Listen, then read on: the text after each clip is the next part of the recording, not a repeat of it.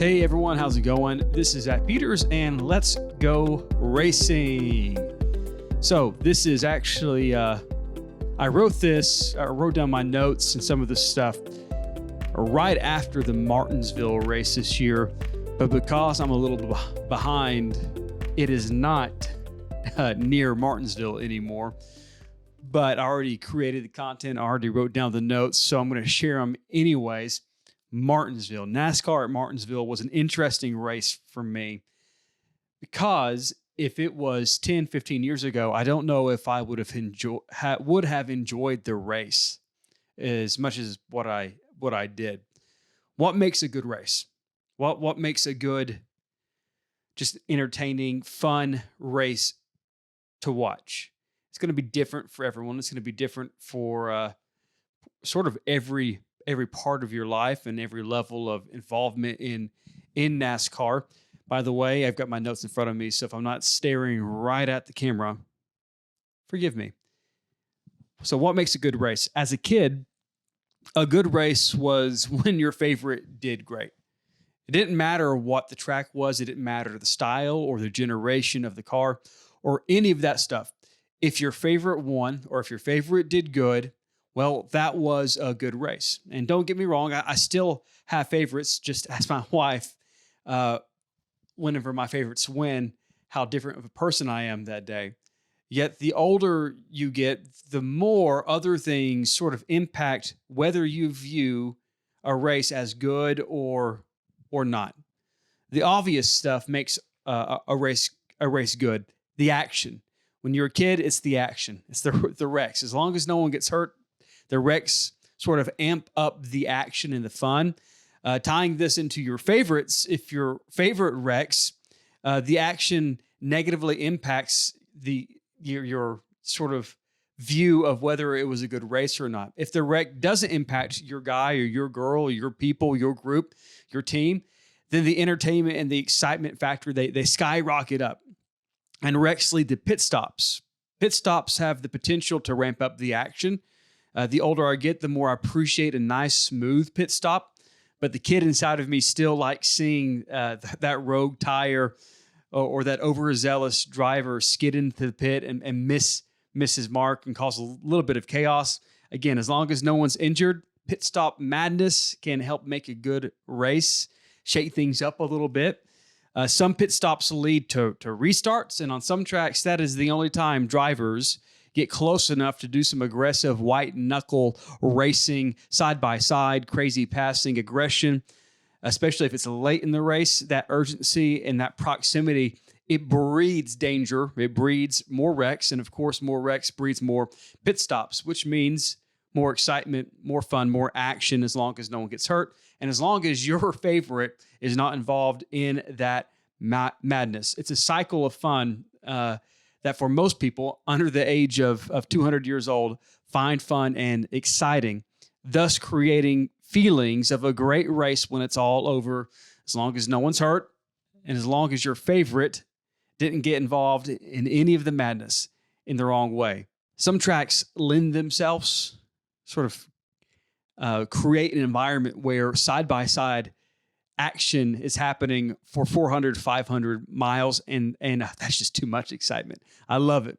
The most popular tracks from a standpoint are these sorts of tracks like Daytona or Talladega, maybe Atlanta now. Some of the road courses, you have proximity a lot of times next to each other. Some of the short tracks give you this. Bristol's good about this. There's beating, there's banging for 3 hours, and there isn't a lull in the action. And from first place to 31st place, someone is racing somewhere, and that's fun.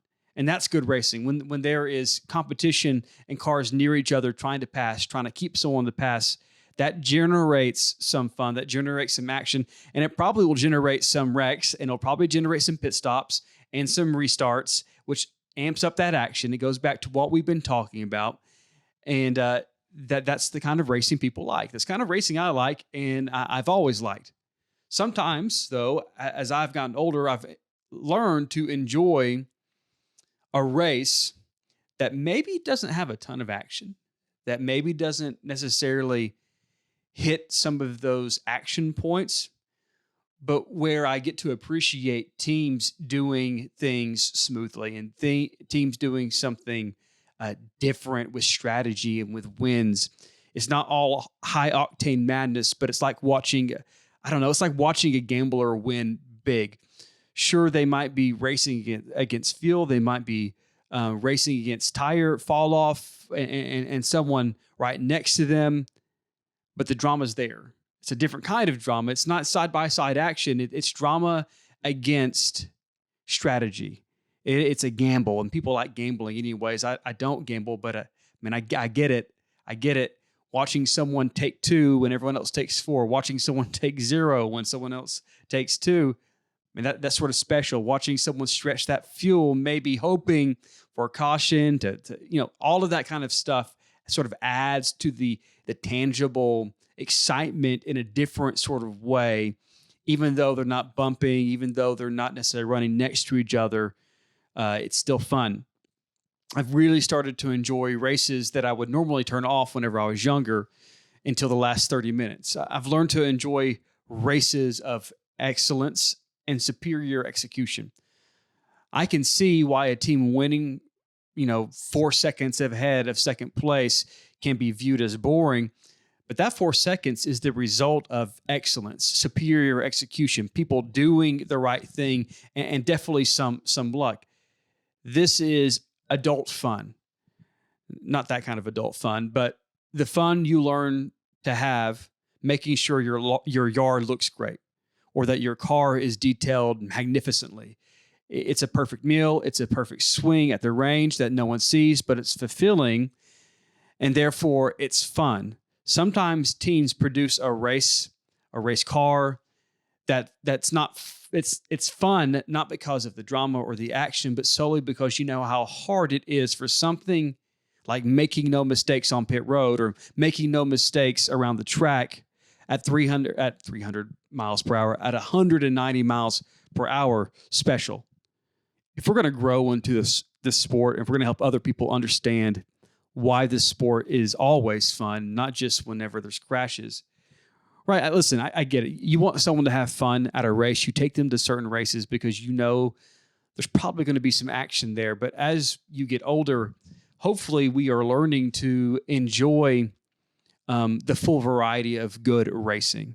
Of course, the childish, immature action, but also the sort of refined excellence that we see great teams do. And the Martinsville race in particular for me, we watched a Hendrick car dominate most of the race with smooth excellence.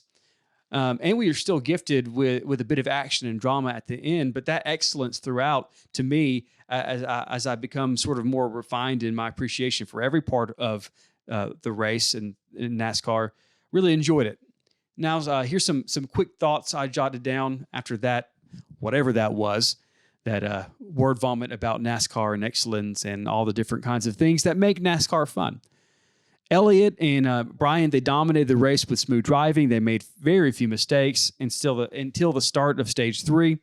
And so we had some real players reveal themselves at the end of the stage and at the end of the race. Dylan, in particular, I remember, Team Penske, they did a great job of having some smooth driving to put themselves in a position for a win. We had that final green-white checkered finish. First of all, I thought more people would gamble and take by taking tires, but they didn't. I also expected for Kurt Busch to do a little more on that restart. He strikes me as someone daring and willing, but maybe the car just wasn't there for him to take those chances. I'm not quite sure. But after Dylan spun his tires on that restart, Logano had a chance to do something up front with Brian. And Brian had that great restart, and he played great defense against Logano in corner 3 and 4. And even though he made a mistake by taking that bump from 22 and going in too heavy in that corner, he had a great recovery, played great defense. It was just a good race. It was a good race at the end, especially, but also I enjoyed the rest of the race because of that excellence of execution by those teams at the top. They didn't make mistakes. They had smooth driving. They had good strategy. It was fun. It's fun to view excellence. Some last notes. Brian, first two-time winner this year and wins in two different types of tracks. I think that's interesting. I think that bodes well for him for the rest of the year and really for all of Hendrick, who continue to do well. Speaking of Hendrick, disappointing for Elliott, but a top 10 finish regardless. I think poor timing on that pit and a poor pit compared to Brian sort of pushed him back. And then Elliott didn't make adjustments to his car, I think, to adjust with the track temp. And it did get colder and cooler as the night went on. And I think it cost him a win, or at least a top 5. Mistakes for Larson ruins a chance for a decent finish. He wasn't winning that race with his car, but without that pit penalty, I think he's a top 10 finish. And finally, Ross Chastain, sneaky good finish. Good driver. Anyways, thank you for listening. I'm going to probably start posting my notes online. So if you want to read those at some point, I'll figure that out. But thank you so much for listening. Thank you for joining us in Let's Go Racing with me, Zachary Peters, a person who doesn't really know anything about NASCAR, but who loves it a whole lot, and hope that you learn to love it a little bit, just like I do. See you later.